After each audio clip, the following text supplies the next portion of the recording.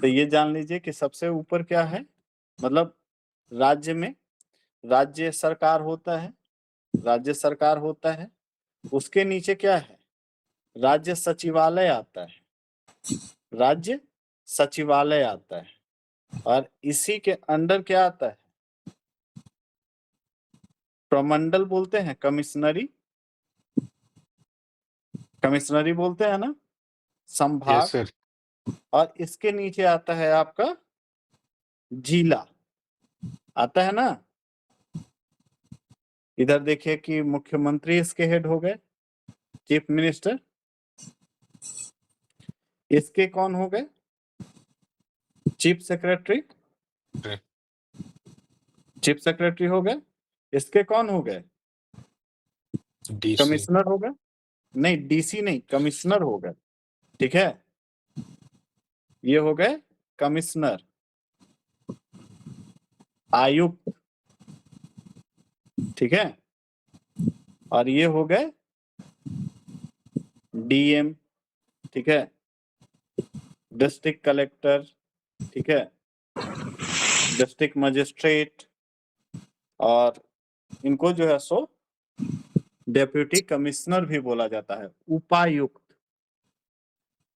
ये शब्द सुने होंगे। Yes sir.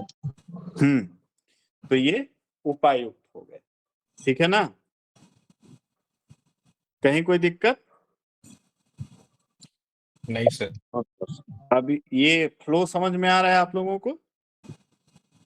तो देखिए, यस सर। जिलाधीश बोलिए, जिलाधिकारी बोलिए, कलेक्टर बोलिए, उपायुक्त बोलिए, ठीक है, समाहर्ता बोलिए, ये सारा शब्द जो है वो जिलाधीश, डिस्ट्रिक्ट कलेक्टर के लिए ही जो है सो, या जिलाधिकारी के लिए ही जो है सो आता है। ठीक है ना। और डिस्ट्रिक्ट शब्द का सबसे पहला प्रयोग किया गया था ईस्ट इंडिया कंपनी के द्वारा। ठीक है, और उसके बाद 1772 में वारेन हेस्टिंग जो है, वारेन हेस्टिंग, वारेन हेस्टिंग जो है ये डिस्ट्रिक्ट कलेक्टर, ठीक है, डिस्ट्रिक्ट कलेक्टर यानी जिला कलेक्टर, ये पोस्ट एक बनाया था। तो पहली बार जो है सो डिस्ट्रिक्ट कलेक्टर का पोस्ट कब शुरू हो गया, वारेन हेस्टिंग के टाइम में, 1772 में। इसका काम क्या था, राजस्व संग्रह रेवेन्यू करना। कलेक्शन। हाँ, रेवेन्यू कलेक्ट करना, रेवेन्यू कलेक्ट। ठीक है, ये रेवेन्यू कलेक्ट करने के लिए इसको बनाया गया। अब धीरे धीरे इसमें क्या किया गया कि इसके पावर्स बढ़ाते चले गए। ठीक है, इसके पावर बढ़ाते चले गए। अब इसको जो है सो थोड़ा जुडिशियरी पावर भी दे दिया गया, जुडिशियरी पावर भी दे दिया गया। उसके बाद जो है सो इसमें थोड़ा सा जो है सो मजिस्ट्रेट का पावर दे दिया गया, मजिस्ट्रेट का पावर दे दिया गया। अब इसके कारण ये जो पद है जिला कलेक्टर, ये सबसे बड़ा, डिस्ट्रिक्ट का सबसे बड़ा जो है सो एग्जीक्यूटिव पोस्ट बन गया। समझ गए। अब इसके बाद विकास हम देखते हैं इसका जो है सो इमरजेंस कैसे और धीरे धीरे बढ़ते गया। तो ये दिया गया था 1787 के आसपास, ये चीज इसमें जोड़ दिया गया। ठीक है ना, ये 1772 में सिर्फ इसके पास रेवेन्यू कलेक्ट करना था, और 1787 में इसको जुडिशियरी पावर दे दिए गए और मजिस्ट्रेट के पावर दे दिए गए। इस समय जब 1787 में इसको अब इतना पावर दे दिया गया, ये बहुत पावरफुल पोस्ट हो गया, most powerful post of district. ठीक है, तो इसको जानते हैं का क्या कहा जाने लगा, लिटिल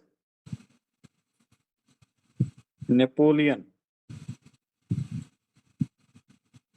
समझ गए ये कितना बड़ा पोस्ट हो गया, ये बहुत बड़ा पोस्ट। इसको लिटिल नेपोलियन एक टाइटल देने जैसा हो गया कि इसको लिटिल नेपोलियन के टाइटल से भी बुलाया जाने लगा था। समझ गए। तो ये 1787 की बात है, 1787 की बात है। अब इसके बाद देखिए, ठीक है, 1854 में हम इंडिया में देख रहे हैं क्या होता है, इंडियन सिविल सर्विसेज, ठीक है, ICS, इंडियन सिविल सर्विसेज का जो है सो फॉर्मेशन किया गया, गठन किया गया, और इससे ही जिलाधिकारी चयनित किए गए। जिलाधिकारी के चयन के लिए क्या किया गया, जो डिस्ट्रिक्ट मजिस्ट्रेट हैं इसका सिलेक्शन ICS के तहत होने लगा। अब फिर उसके बाद जो है सो आफ्टर इंडिपेंडेंस, ठीक है, स्वतंत्रता के बाद, स्वतंत्रता के बाद का स्थिति क्या हो गया, स्वतंत्रता के बाद ICS जो है सो ये किस में चेंज हो गया, IAS में, इंडियन एडमिनिस्ट्रेटिव सर्विसेज, और यहां से जो है सो DM DC अपॉइंट होने लगे। समझ गए? तो ये पोस्ट की भूमिका कैसे है, ये भूमिका कैसे बनाना है, ये आप लोग को समझ में आ गया होगा। Yes, sir. किसी को कहीं कोई समस्या है इसमें? No sir. तो इसमें हम लोगों ने देखा कि डिस्ट्रिक्ट कैसे बना, उसके बाद जो है सो डिस्ट्रिक्ट में जो है सो डिस्ट्रिक्ट कलेक्टर की भूमिका कैसे हुई, उसके बाद उसके पोस्ट में क्या क्या चेंजेज आते गए, उसके पावर में क्या क्या चेंजेज आते गए, ये सब हम लोग देखते चले गए। ठीक है, अब जो है सो इसके हम अगर कार्य और भूमिका की बात करते हैं कि रोल्स क्या हैं, रोल्स एंड responsibility।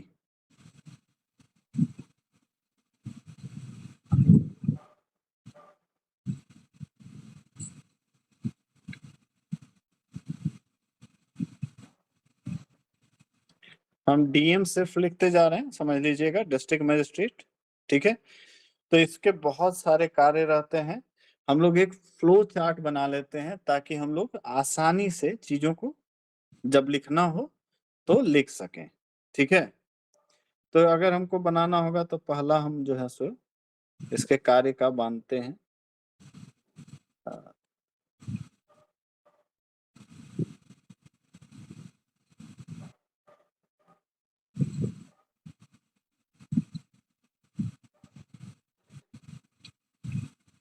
ठीक है, तो एक हो गया जिला समाहर्ता के रूप में, डिस्ट्रिक्ट कलेक्टर के रूप में।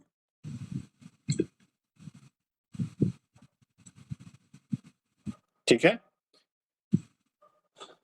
दूसरा हम अगर बांट सकते हैं तो ये लिख सकते हैं जिला दंडाधिकारी के रूप में, जिला दंडाधिकारी के रूप में। इसको कोऑर्डिनेटर के रूप में, समन्वयक के रूप में एक है भूमिका इसका।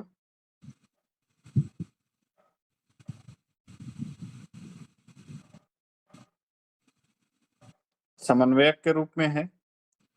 उसके बाद जो है सो विकास अधिकारी के रूप में,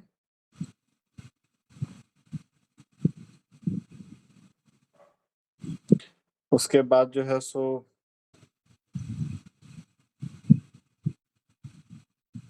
जिलाधिकारी के रूप में,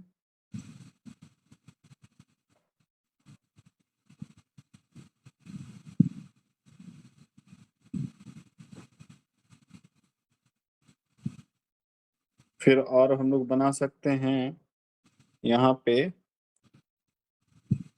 आपदा प्रबंधन, आपदा प्रबंधन, है ना। इसके बाद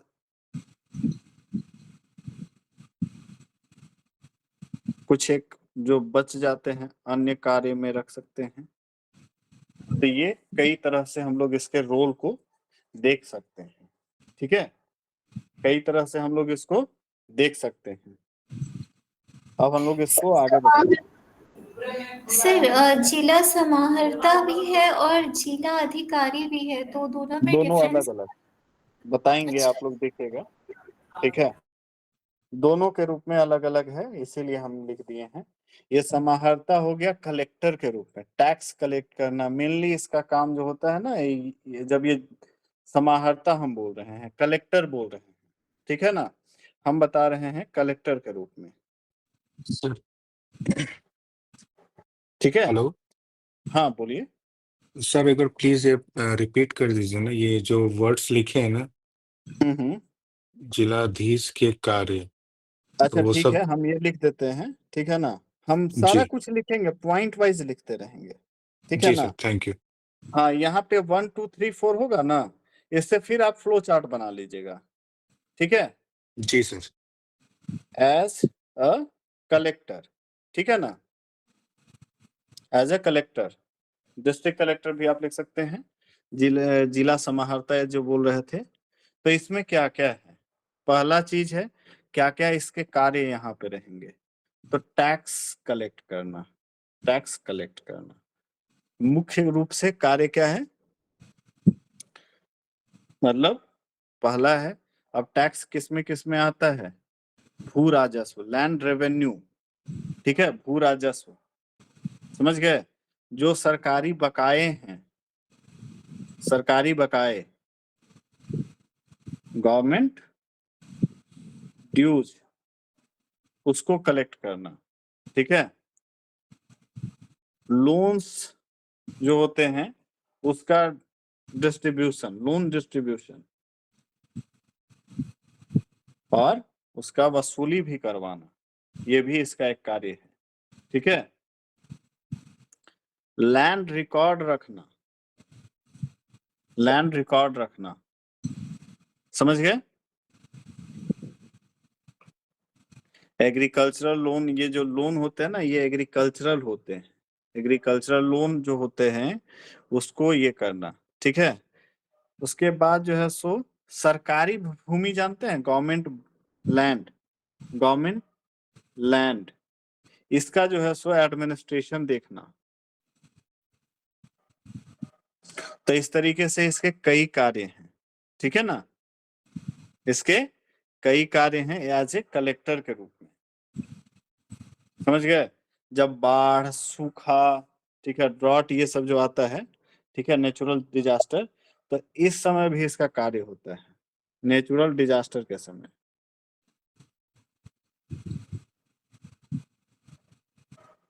तो हम लोग तो वहां बना चुके हैं अलग, डिजास्टर मैनेजमेंट का इसका कार्य एक अलग ही दिखा चुके हैं। हम इसलिए बना दिए हैं क्योंकि डिजास्टर मैनेजमेंट में जिलाधिकारी की भूमिका को पूछा गया था, याद होगा।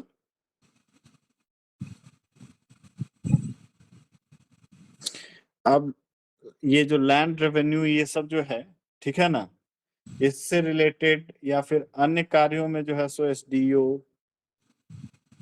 सीओ, इन सबको डायरेक्ट करना, इन सबको जो है सो डायरेक्ट करना, निर्देशित करना, ठीक है ना, ये भी एक कार्य हो गया, समझ गए।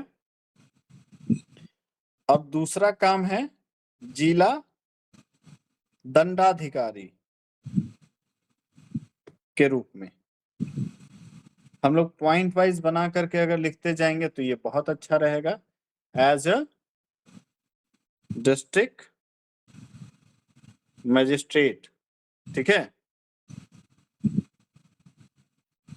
एज ए डिस्ट्रिक्ट मजिस्ट्रेट ये क्या करेगा, क्या क्या कार्य करेगा, अथॉरिटी टू रिलीज prisoners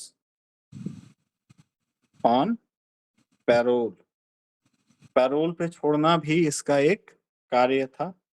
उसके बाद supervision of jail, police and law enforcement, ठीक है। सर हाँ और हिंदी से थोड़ा लिखिए सर।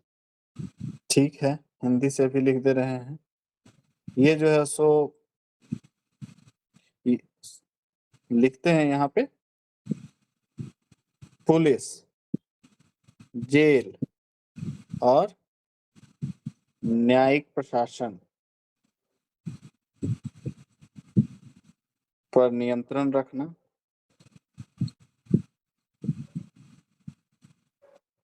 या निरीक्षण करना। ठीक है, जेल निरीक्षण करना,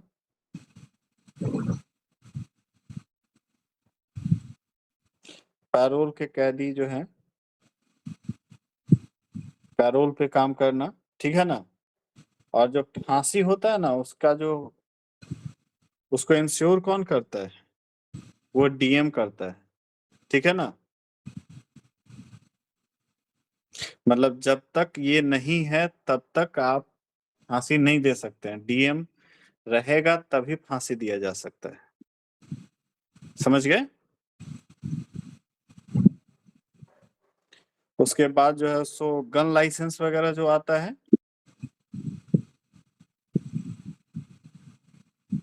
गन लाइसेंस ये देना, जो अस्त्र शस्त्र लाइसेंस जारी करना। तो इस तरीके से इसके पास कई कार्य हो गए। ठीक है, उसके अलावा हाँ एक इम्पोर्टेंट 144 जो धारा 144 है, ठीक है ना, सेक्शन 144 जो इम्पोज होता है वो इसी के तहत होता है, इसी के आदेश से होता है।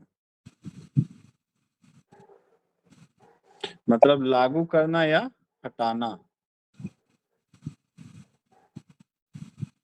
ठीक है, तो ये इसके डिस्ट्रिक्ट मजिस्ट्रेट के रूप में कई काम हो गए।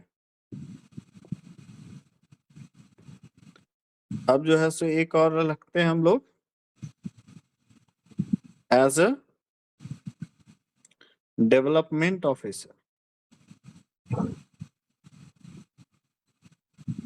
एज अ डेवलपमेंट ऑफिसर, तो जो भी जिला में विकास कार्य हो रहा है,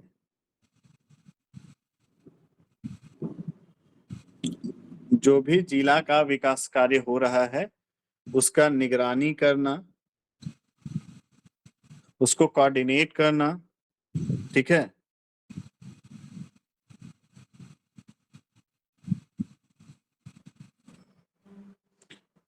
मतलब ये हम इंग्लिश में भी लिखते रहे, इम्प्लीमेंटिंग एंड कोऑर्डिनेटिंग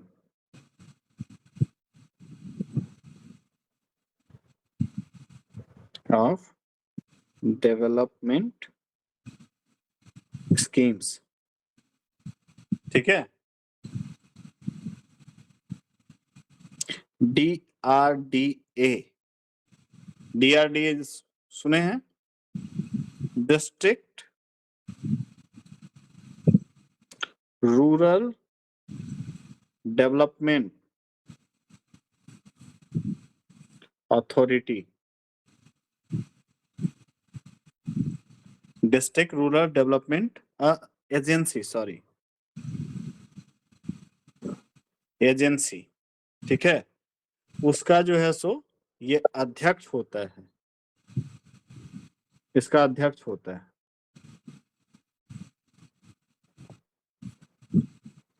तो विकास कार्य के लिए जितनी योजनाएं चलाई जा रही हैं उसको जो है सो ये उसका क्रियान्वयन करना,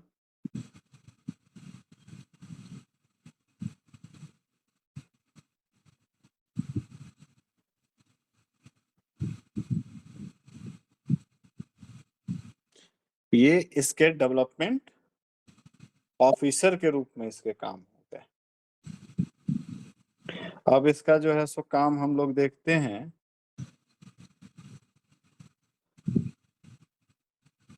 डिस्ट्रिक्ट कोऑर्डिनेटर के रूप में।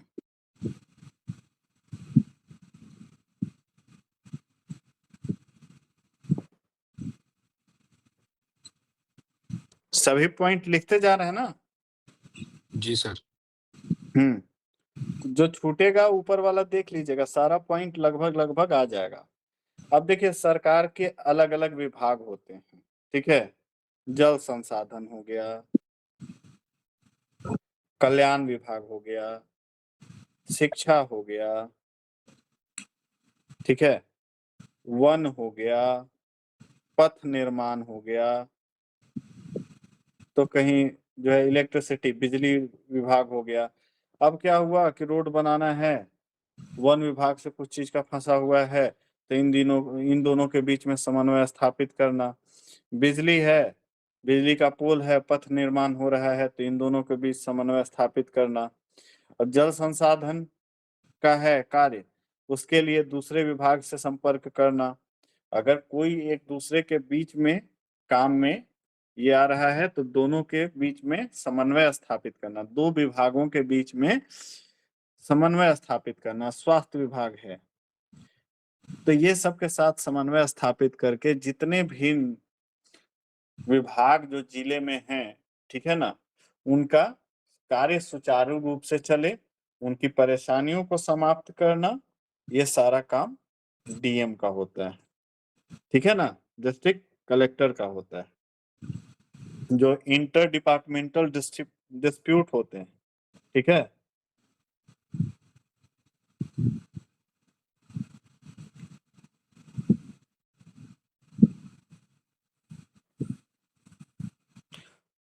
को सॉल्व करना, ठीक है। अलग अलग विभाग जो हैं उसके कार्य का, जो विभागीय कार्य हैं,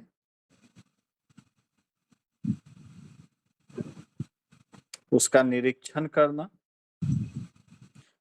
ठीक है, उसमें जो है सो सुचारूपन लाना ताकि वो स्मूथली वर्क कर सके, ठीक है ना। अब जो है सो हम लोग एक और क्या बनाए थे, जिलाधिकारी ना, एज अ डिस्ट्रिक्ट रिप्रेजेंटेटिव।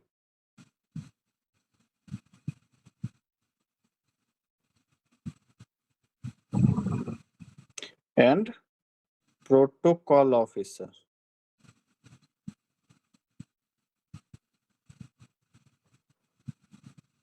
जिलाधिकारी के रूप में। देखिए जितने भी जो स्टेट गेस्ट आएंगे उनका स्वागत करना, ठीक है, प्रोटोकॉल का पालन करना, ये सब काम किसका है, डिस्ट्रिक्ट जो कलेक्टर हैं, डिस्ट्रिक्ट कमिश्नर हैं, ठीक है, इन्हीं का होता है ना। कि जिला में कोई भी आ रहे हैं, देख रहे होंगे कि जब प्रधानमंत्री आ रहे हैं, रांची में पहुंच रहे हैं, तो वहां डीसी जरूर रहते हैं। भले ही चीफ मिनिस्टर रहेंगे उनके स्वागत के लिए, लेकिन वहां इनका रहना जरूरी है। दुमका में चीफ मिनिस्टर गए तो वहां पे दुमका के डीसी रहते हैं, है ना। तो ये प्रोटोकॉल का फॉलो करना, ये सारा कुछ जो है सो किसके लिए है, ये कार्य करते हैं, ठीक है। Sending regular reports to the state on important development.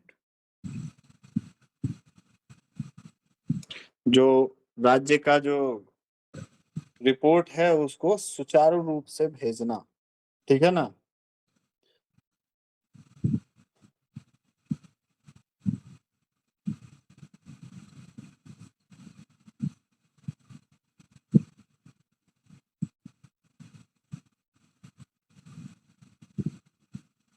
उसके अलावा जो है सो जो पब्लिक वेलफेयर वर्क्स जो है, पब्लिक ग्रेवियंसेस जो होते हैं, सॉरी पब्लिक इश्यूज जो होते हैं, उसको सॉर्ट आउट करना,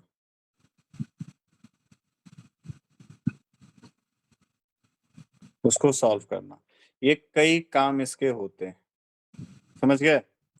इसके बाद एक कार्य है हमारा आपदा प्रबंधन। आपदा प्रबंधन डिजास्टर मैनेजमेंट के टाइम पे, समझ गए? डिजास्टर मैनेजमेंट में जब कोविड आया था, कोविड उस समय डीएम के कार्य से कौन कौन लोग वाकिफ हैं? डीएम का पावर याद है?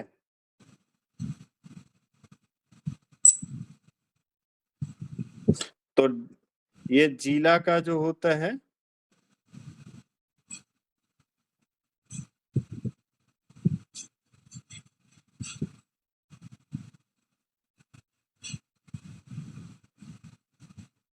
अध्यक्ष होता है, जो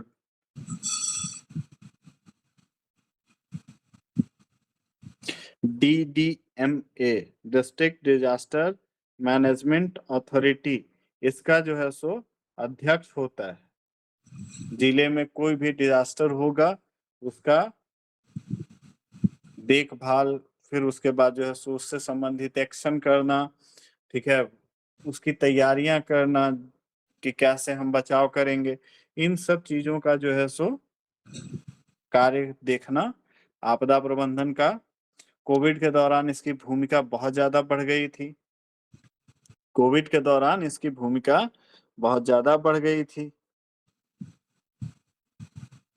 अब मान लीजिए सूखा है, सूखा, बाढ़, इससे जो क्षति हो रही है,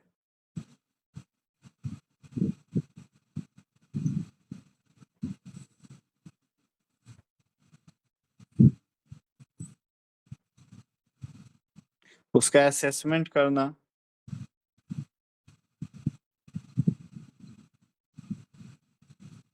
इसका आकलन करना, ठीक है, जो रिलीफ वर्क होते हैं,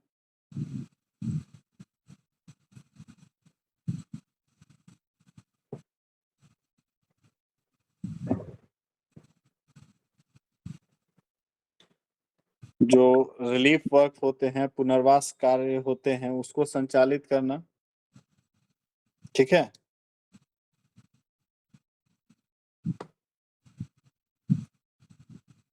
उसके बाद और क्या हो जाएगा, जैसे कहीं खान खनीज वाला स्टेट है, वहां पे देखिएगा कि जमीन धंस गया या कुछ और चीजें हो गई, तो वहां भी तो डिस्ट्रिक्ट का डीएम का रोल होता है। अभी जैसे कुछ दिन पहले 2020 के आसपास त्रिकुट रोपवे हादसा हुआ था। उस समय मंजूनाथ भजंत्री जो हैं, जो अभी रांची के डीसी हैं, वो देवघर के डीसी हुआ करते थे और वो लगातार 3 दिन तक वहां कैंप करते रह गए थे,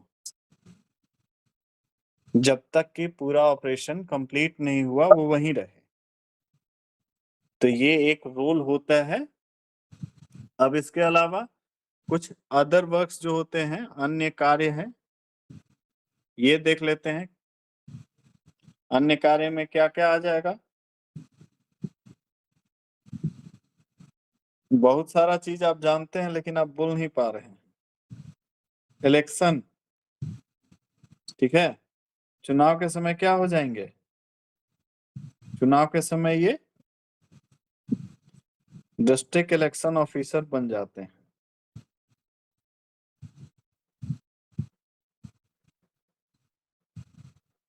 है ना। ये रिटर्निंग ऑफिसर के रूप में काम करेंगे।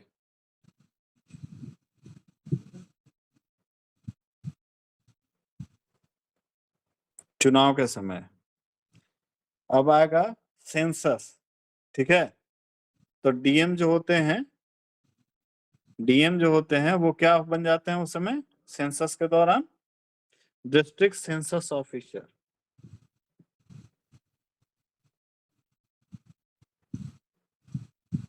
तो इस तरीके से आप देखिए कि जिलाधिकारी के कई कार्य हैं, कई कार्य हैं। अब यहां तक में कोई दिक्कत आएगी आप लोगों को लिखने में, बताइएगा। यहां तक अगर कार्य लिखना रहे तो लिख पाइएगा कि नहीं लिख पाइएगा,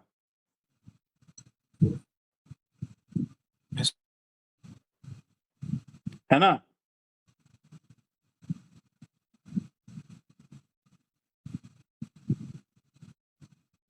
अब देखिए जिला जो होता है, जिलाधिकारी होता है, इसके सर नीचे कौन? हाँ, सर जिलाधिकारी का न्यायिक कार्य एक बार बता दीजिएगा सर। न्यायिक कार्य। न्यायिक कार्य में वही है, 107 वगैरह पे काम कर सकता है, ठीक है। जमीन से जुड़े विवाद का निपटारा कर सकता है। और हम लोग झारखंड के सेंस में सीएनटी एसपीटी में भी इसका रोल लिख सकते हैं सर। बिल्कुल लिख सकते हैं। जो कैदियों का पेरोल होता है उस पे जो है सो इसका वर्क होता है, उस पे मुक्त कर सकता है पैरोल पे, ठीक है ना। पैरोल पे रिलीफ करना ये उसका काम हो सकता है।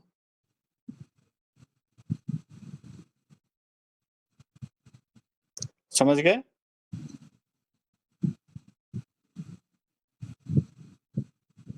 एक 144 जो है वो इसका न्यायिक पक्ष ही है ना। शांति व्यवस्था जब भंग हो जाती है तब जो है सो 144 लगा देता है।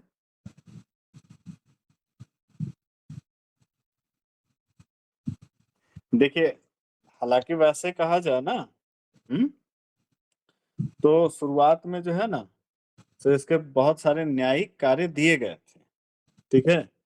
लेकिन जब हमारा संविधान लागू हुआ, ये संविधान जब लागू हुआ, आप जो बात कर रहे हैं ना, वो कंफ्यूजन इसलिए होता है क्योंकि आप शुरुआत में क्या पढ़े थे, 1787 में पढ़े थे ना कि राजस्व के साथ साथ जो है सो इसको न्यायिक और मजिस्ट्रेटियल वर्क भी दे दिया गया था।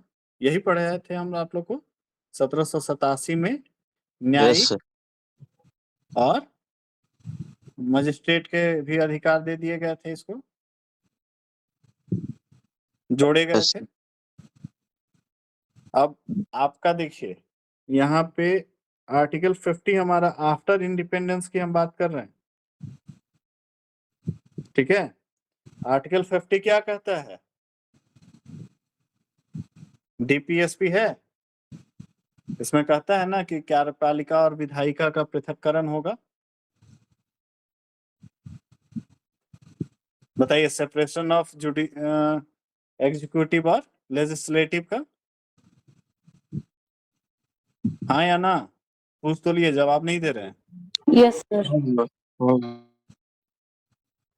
जो अभी पूछे थे वो बताइए। 50 हाँ में, सर। आर्टिकल 50 हाँ में सर। यही है ना। हाँ सर, तो इंडिपेंडेंस ऑफ जुडिशरी का बात करता है सर। हाँ, तो इंडिपेंडेंस ऑफ जुडिशियरी हो गया। अब जुडिशियरी को जब फ्री करेंगे तो जिलाधीश का सीमित हो जाएगा अधिकार। तो इसीलिए न्यायिक मामले जो है वो जिलाधीश को जो है सो हटा करके और जिला न्यायाधीश को दे दिए गए, डिस्ट्रिक्ट जज को दे दिए गए थे। आप समझ गए? इसीलिए कंफ्यूजन होता है कि कहीं कहीं लिखा भी हुआ है, कहीं कहीं ये भी है। तो इसके बहुत सीमित अधिकार हो गए। और जब सेकेंड एआरसी लाया गया था ना तब तो, और अभी आगे जब चलेंगे तो देखेंगे कि कैसे इसके भी कार्य में जो है सो बहुत ज्यादा सीमाएं लाई गई।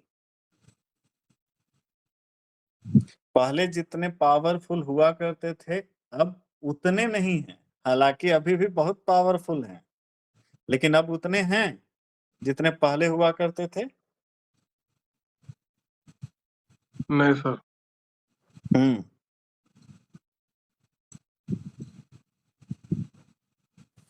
तो ये सब चीजें हैं। अब इसके अलावा हम लोगों को क्या देखना था इसी में? हाँ, अब इनका जो है सो चेंज इन रोल देख लेंगे।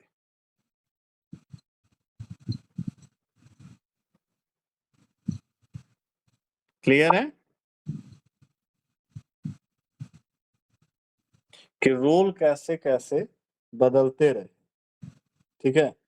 तो हम अभी देख रहे थे कि शुरुआत में ब्रिटिश काल में देखिएगा तो इसका जो है सो भूमिका बहुत ज्यादा था, बहुत पावरफुल थे, ठीक है ना। जिलाधिकारी जो है वो बहुत, एक तरह से कहें कि वो निरंकुश हुआ करता था, उसके पास कोई प्रेशर नहीं होता था। समझ गए?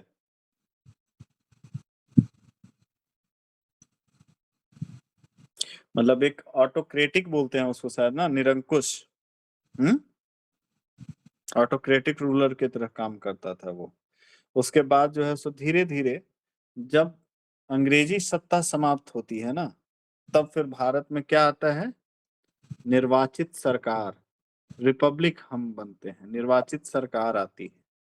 ठीक है, तो जब हम लोग जो है सो डेमोक्रेटिक रिपब्लिक के रूप में आए, डेमोक्रेटिक सिस्टम के रूप में आए, तो इसमें सबसे पहली जो मांग आई वो ये आई कि हम जो है सो सबके अधिकारों को सीमित करें और किसी को भी इतना ज्यादा न बना दें कि वो जो है सो निरंकुश होने लगे। तो इसके बाद जो है सो इसके अधिकारों में भी कटौती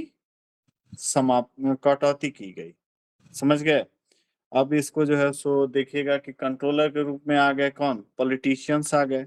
कंट्रोलर के रूप में कौन आ गए, कंट्रोलर्स, और एक तरह से ओवरसियर के रूप में आ गए जनप्रतिनिधि, पॉलिटिकल रिप्रेजेंटेटिव्स जो आ गए वो। अब इनके ऊपर एक पहला नियंत्रण रखने का काम हुआ गया। अब इनका धीरे धीरे जो है सो काम किया जाएगा कम, और भी जो है सो इनसे डायरेक्टली छीने तो नहीं जाएंगे, लेकिन इनको थोड़ा कम किया जाएगा, इनके अधिकारों में जो है सो कम होगा।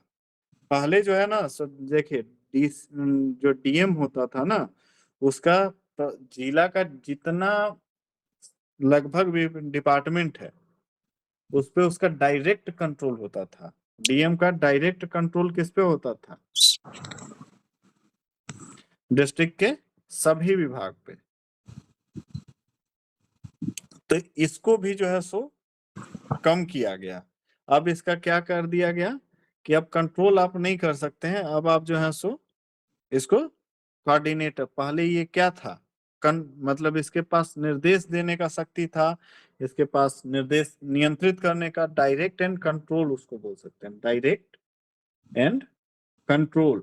ठीक है, ये कर सकता था, डायरेक्ट एंड कंट्रोल। अब इसके बाद इसके पास क्या है आ रहा है, ये डायरेक्टर और कंट्रोलर की भूमिका थी। अब इसके बाद इसके पास आ जाएगा कोऑर्डिनेटर की भूमिका, धीरे धीरे चेंज होकर के क्या आएगा, कोऑर्डिनेट करने का, कोऑर्डिनेटर के रूप में ये आ जाएगा। देखे थे ना कि कोऑर्डिनेटर के रूप में हम लोग ये कर दिए। तो कोऑर्डिनेटर बनने से क्या हो गया, ये जो डिपार्टमेंट है, ठीक है, इनडायरेक्टली उस पे जो है सो ये दे सकता है, उनको एडवाइस दे सकता है, उनको जो है सो क्या कह सकते हैं, एक तरह से गाइड कर सकता है, लेकिन ये डायरेक्टली जो है सो उसमें हस्तक्षेप नहीं करेगा। ठीक है, जो भी गाइडेंस है, एडवाइस है, वो दे सकता है नेसेसरी, लेकिन ये डायरेक्टली जो है सो ये नहीं करेगा। ठीक है, ये डायरेक्टली जो है सो इंटरफेयर नहीं करेगा। समझ गए? अब समन्वय कोऑर्डिनेटर तो बनाया गया, तो ऐसा नहीं है कि ये सिर्फ जो है सो कोऑर्डिनेट कर सकता है, इसके भी पावर को थोड़ा सा रखा गया कि ठीक है आप कोऑर्डिनेटर जो हैं तो बनिएगा ही, इसके साथ साथ आपको एक काम और है कि आप निरीक्षण कर सकते हैं, सुपरविजन कर सकते हैं, निरीक्षण कर सकते हैं। ठीक है, आप इंस्पेक्ट कर सकते हैं। ठीक है, आप इंस्पेक्ट कर सकते हैं, आप जो है सो सुपरवाइज कर सकते हैं। अब इसके माध्यम से वो जो है ना, वो अधिकारियों पे एक हद तक नियंत्रण रखता है। ठीक है, अब देखिए ब्रिटिश एरा में क्या हो रहा था कि ये डायरेक्टली लॉ एंड ऑर्डर को मेंटेन करता था। ये डायरेक्टली डीएम जो होते थे वो डायरेक्टली ब्रिटिश एरा में ये करते थे, लॉ एंड ऑर्डर को मेंटेन करते थे, वही रिस्पॉन्सिबल होता था लॉ एंड ऑर्डर को मेंटेन करने के लिए। लेकिन अब जो है ना, अब ये किसको दे दिया गया है, अब एसपी आ गए जिले में, और इसको कंट्रोल डायरेक्टली कौन करते हैं, मुख्यालय। मुख्यालय किसको कहा जा रहा है, मतलब डीजीपी हो गए, आईजी हो गए, डीआईजी हो गए, यहां से अब ये डायरेक्ट होने लगे। समझ गए? तो इसके कार्यों में यहाँ भी एक जो है सो अब लॉ एंड ऑर्डर इधर आ गया। हाँ, लॉ एंड ऑर्डर पे ये सलाह दे सकता है, ठीक है, लॉ एंड ऑर्डर पे ये सलाह दे सकता है। तो पहले से इस पे भी, इसको पावरफुल बनाने से इसके भी शक्ति में कमी आई, समझ गए। अब इसके बाद जो है सो हम देख रहे हैं कि 1992-93 में, ठीक है ना, जब पंचायती राज आया, ठीक है ना, 1992-93 के आसपास जब पंचायती राज जो आ गया, ठीक है, 73वां 74वां संविधान संशोधन के बाद, तो क्या हो गया कि अब इसके और भी जो है सो अधिकार में कटौती होने लगी और भूमिका चेंज हो गया, ठीक है, कुछ अधिकार नए दिए गए और कुछ ये हो गए, तो इसका भूमिका फिर बदलेगा। अब इसका भूमिका बढ़ेगा, डीआरडीए बनाया जाएगा, ठीक है, डीआरडीए बनाया जाएगा।